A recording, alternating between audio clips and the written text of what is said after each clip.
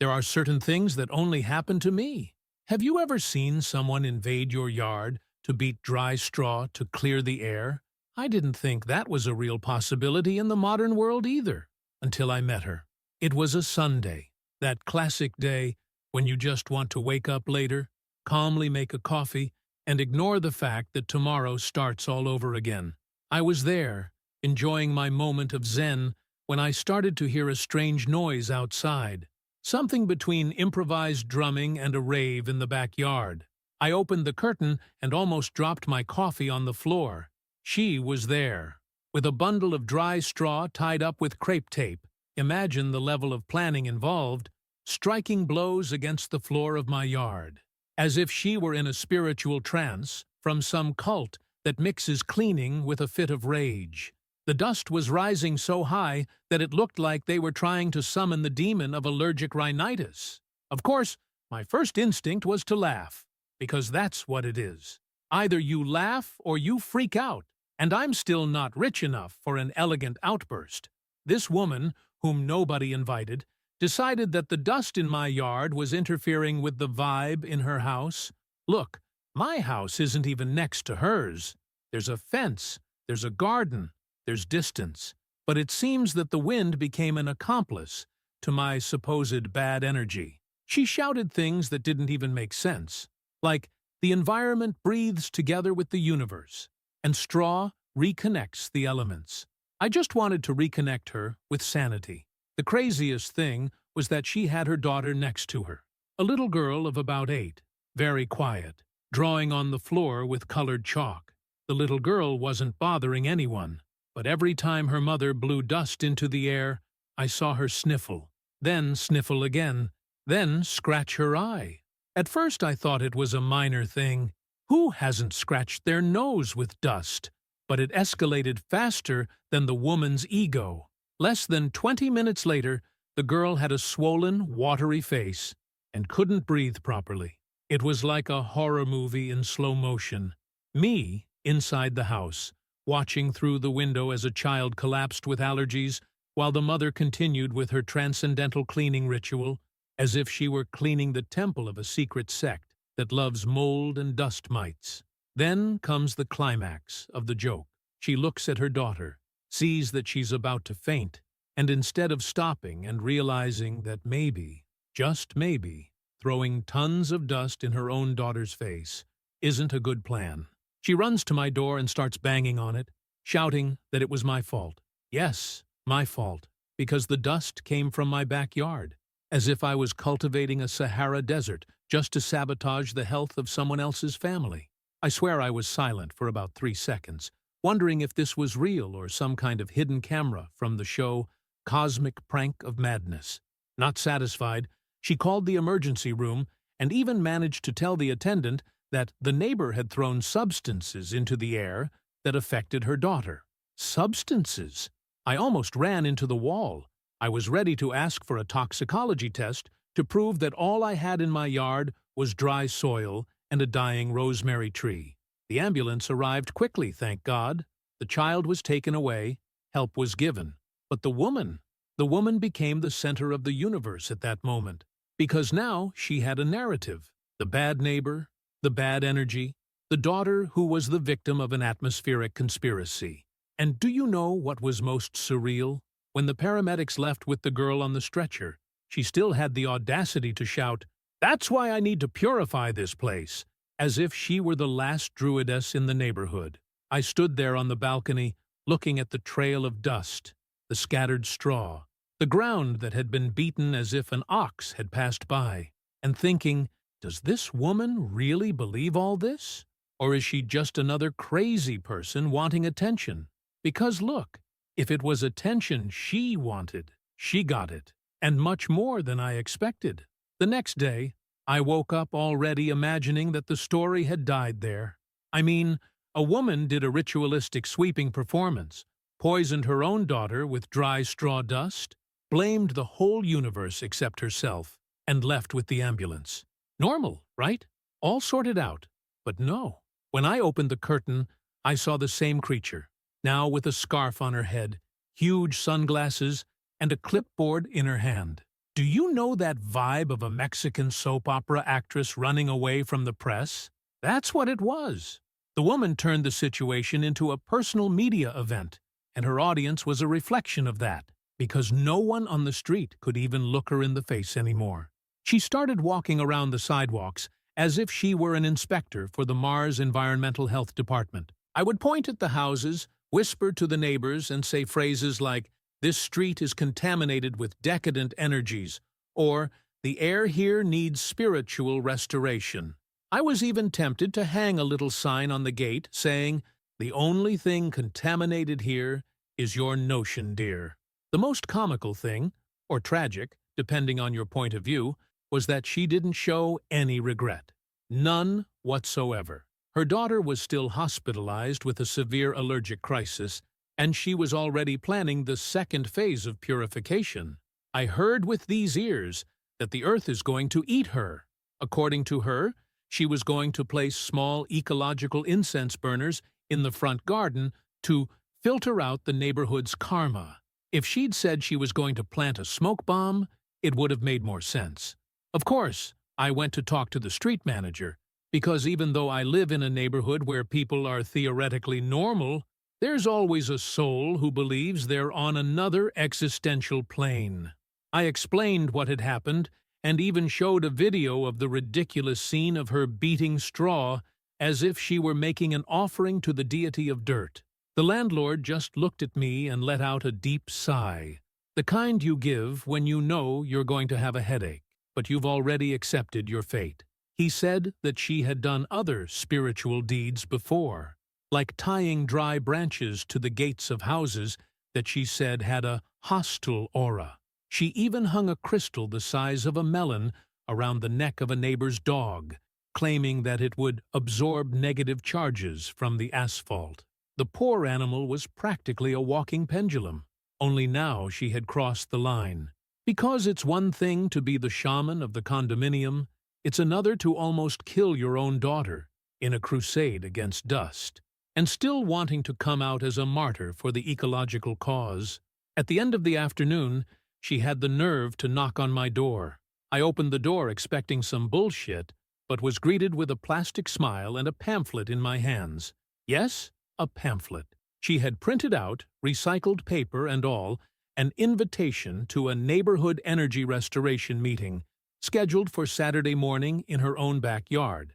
It said in green letters, "Come and take part in the spiritual rebirth of our community. Bring buckets, brooms, and, if possible, eucalyptus leaves." I almost choked reading it. I tried to keep my composure, took a deep breath, gripped the paper with 2 fingers as if I were touching something radioactive, and closed the door without saying a word. Because, honestly, what do you say to someone who organizes an esoteric cleaning service after putting their daughter in intensive care with dust? She didn't like my silence, of course. The next day, she spread the flyers all over the neighborhood. She stapled them to trees, put them on car windshields, and even put one in the community cat's food dish. And the most incredible thing? 1 or 2 neighbors agreed. There are always the alternatives, right? The people who drink chlorophyll juice with turmeric and think that Wi-Fi causes infertility. On the morning of the meeting, she showed up in a white gown, seed necklaces, and a tray of hibiscus tea. She spoke with an intonation that was a mixture of evangelical pastor and yoga instructor. There was a small group around her, all very serious, while she explained how the dust in my yard was the trigger for a cosmic purification necessary to open the eyes of the community. There I was, watching it all through the window with a mug of coffee and an overwhelming desire to call the History Channel and tell them I had new material for the new season of Aliens from the Past. But the best was yet to come. Because while she was giving her speech on urban chakras, one of the group's neighbors, a gentleman who was only there for the tea, started coughing hard. Then another. Before long, half of those present were coughing, their eyes watering, waving their hands in front of their faces. She had lit some strange herbs to clear the air, but the effect was only to leave everyone with symptoms of mild intoxication. I just sat on the sofa and waited. because that's when I knew this soap opera was still going to be good. After the collective fiasco caused by the hibiscus tea and the smoke from the herbs that seemed to have come straight out of a poorly translated Aztec ritual, I thought that the woman would finally back down. Anyone with an ounce of sense would have crawled under the comforter, deleted her social media profiles, and started intensive therapy. But no, our protagonist decided it was a sign from the universe. She sent an email to the whole neighborhood, and here I'm talking about people who have never even said hello to her, saying that the symptoms presented during the ceremony were the physical release of spiritual toxins accumulated in the community. She basically called the collective allergic crisis a success. I didn't know whether to laugh or look for a nuclear shelter. Over the next few days, the street turned into a Cold War scenario. Half the neighbors avoided even leaving the house for fear of being invited to yet another energetic meeting. The other half became an observation group, sending prints of everything she posted in the neighborhood group. She started writing texts on Facebook with terms like local energetic vortex and area prone to astral manifestation of emotional particles. And people reading all this thought it was science fiction. But I knew she wouldn't stop, not after convincing herself that she had become a spiritual leader of the suburbs. And I was right. One afternoon, while I was cleaning the porch, trying not to die of boredom, I saw a small truck pull up in front of her house. Two men got out with boxes and boxes. I thought, great, she's bought half a stock of aromatic candles and mandala rugs. But then I saw one of them carrying an air purifier the size of a fridge. And then it didn't stop. She, of course, was outside, running everything like a mad scientist who had finally received funding to test her theories. She explained loudly to the delivery boys that this was going to bring balance to the neighborhood's frequency. The guys just nodded, probably because they were being paid not to laugh. Installation began the same day. She had the floor of the yard pierced, sensors and wires installed, a veritable control center for the street's energies. It looked like she was trying to set up a NASA base at the back of the house, and every time I walked past, she gave me that "you'll thank me one day" ingrate look. It wasn't long before the noise came, a constant hum that started at 3 in the morning and went on until the sun came up. It sounded like a fan with asthma trying to meditate, a low, irritating sound that entered through the closed windows and went straight into the nervous system. I called the town hall, the police, even a local radio station pretending to be a disgusted listener. Nobody did anything, because, apparently, cosmic humming isn't included in the manuals on disturbing the peace. The icing on the cake came when I realized that her system was pointed at my backyard. Yes, the ionized cannon, or whatever that contraption was, had its main tube facing my garden. And there, my people, I freaked out. I went out with my cell phone in my hand, recording everything. I pointed at it and started narrating as if it were a BBC documentary. And here we see the female Homo insufferabilis trying to dominate the neighboring territory with her technological ritual of forced purification. I posted the video on social media with the caption, "My neighbor is trying to reprogram the climate in my backyard." 20 minutes later, the video had over 1,000 shares and a barrage of comments. People didn't know if they believed it or if it was a comedy sketch. I just wanted to sleep without tinnitus. The next morning, she knocked on my door with a martyred expression. She came to talk. She said that she had noticed a very strong, energetic resistance on my side of the property, and that she needed to neutralize it before it spread to the street. I laughed, loudly. I laughed like someone who had given up all hope of logic. And then, in the calmest voice I could manage, I asked her if she realized how ridiculous that explanation was. She just smiled, like someone who believes she's more evolved than everyone around her. I knew I was going to have to act, but nothing impulsive. If I had learned anything from this woman, it was the importance of performance. She turned every step into a spectacle. So it was time to put mine on. And that's how I began to prepare the best possible response. I wanted to be able to say that I finished everything with class, that I was rational, that I maintained my elegance, that I solved things through dialogue. But there are times in life when you just have to do whatever it takes to regain your peace, even if that means going down to the same level as the circus. Because when someone else's madness starts to creep into your routine, you either arm yourself or become a passive spectator of your own defeat. And I, dear, am not an extra in anyone's insanity. After the buzzing in the early hours of the morning, the devices pointed at my yard, and her bizarre attempt to neutralize my aura, I made a very simple decision. If it's spiritual warfare she wants, it's warfare she's going to have. But my way. I started with the basics. I set up speakers in the backyard. Really big speakers, the kind that vibrate the ground.